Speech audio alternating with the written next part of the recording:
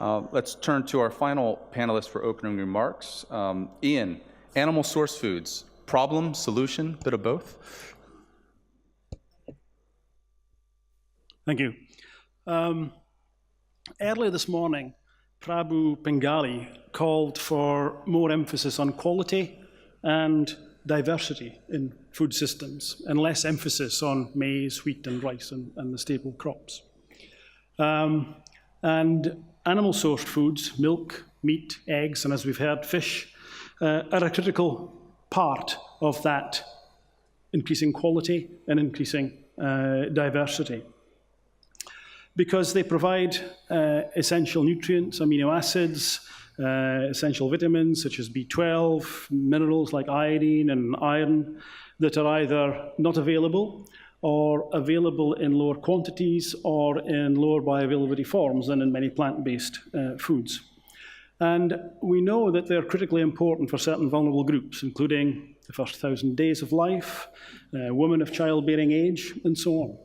And there are about 150 million children who are currently stunted in the world, mostly in developing countries. And we know that stunting is not only a physical issue, physical problem, it affects learning ability, cognitive development, and we know it has long-term economic impacts. It's estimated that Africa is losing about 10% of its annual GDP because of child stunting. And we heard today that in Ethiopia, the figure may be as high as 16%. So it's an economic issue, an economic problem as well. And there's increasing evidence of the importance of animal-sourced foods, including fish, on reducing stunting.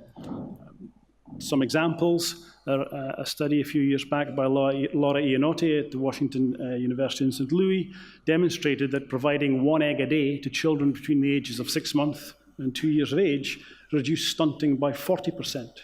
40%, a huge reduction by providing 1 egg a day. ILRI recently published, along with Chatham House in the UK, a summary of the growing evidence of the importance of animal-sourced foods in reducing stunting. Only 2 or 3 weeks ago, Derek Heady and others at IFPRI published a paper, again showing the importance of a range of different animal-sourced foods in reducing stunting from a meta-analysis of a number of studies. And that paper also highlighted the importance of the high price in the lack of availability of animal-sourced foods. So we have growing evidence of the importance of animal-sourced foods. But let me turn a moment to the impact of livestock on the environment, because that's part of the discussion in this session. Livestock do have an impact on the environment. They produce greenhouse gas emissions. They have other environmental impacts.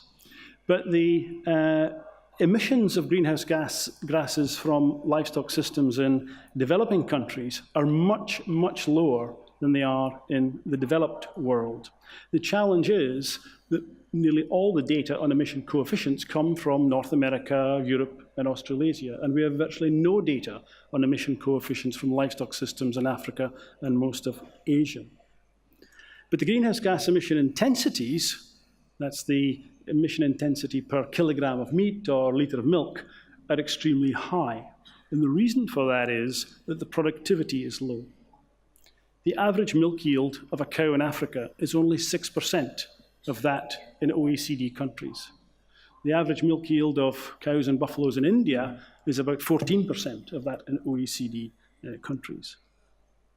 To take India as an example, some modelling work that we did a few years back in ILRI showed that if you could double milk yield per cow or per buffalo in India, you could meet the nation's milk demand by halving the number of animals.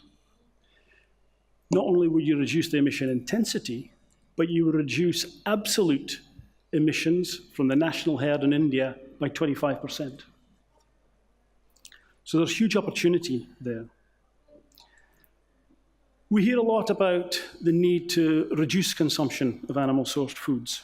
And indeed, in many parts of the world, that's a valid aim. But it's not a valid call where consumption of animal-sourced foods are low. The consumption of meat in sub-Saharan Africa is about 8 kilograms per capita per year. That's half the recommended amount. And if you look at the consumption of milk, it's even much lower than the recommended amount of about 250 grams per capita per person per day.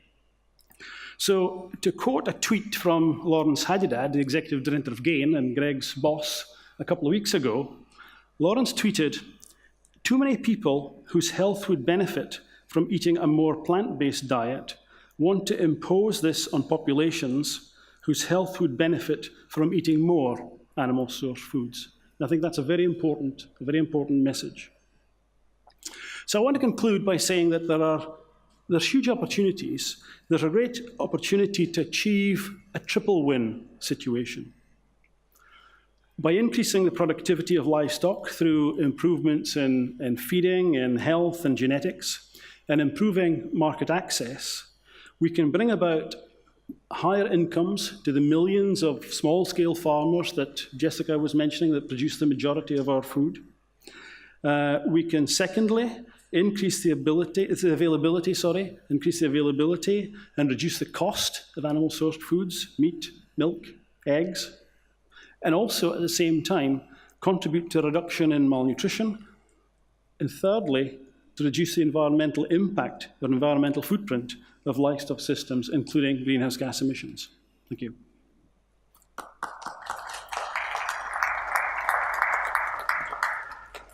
Thank you very much. I would like to ask one question before we go to the audience, and it's for you, Iain.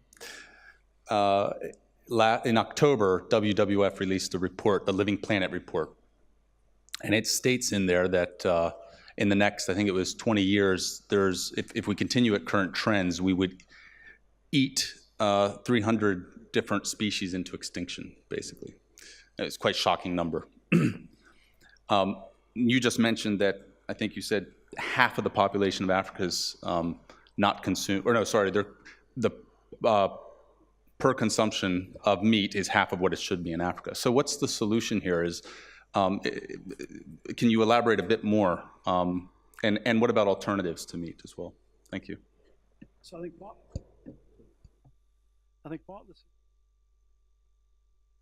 part of the solution, as I mentioned, is moving from a situation of extremely low productivity.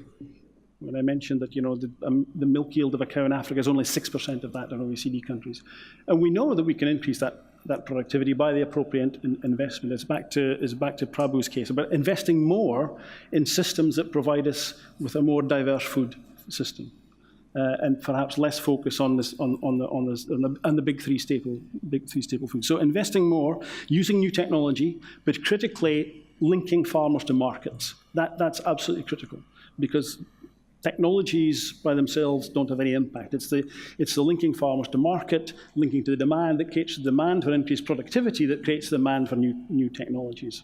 So I think part of the answer, the only part, is linking farmers to markets and then using technologies to raise productivity, to raise the availability of these more diverse diets, more diverse foods, sorry.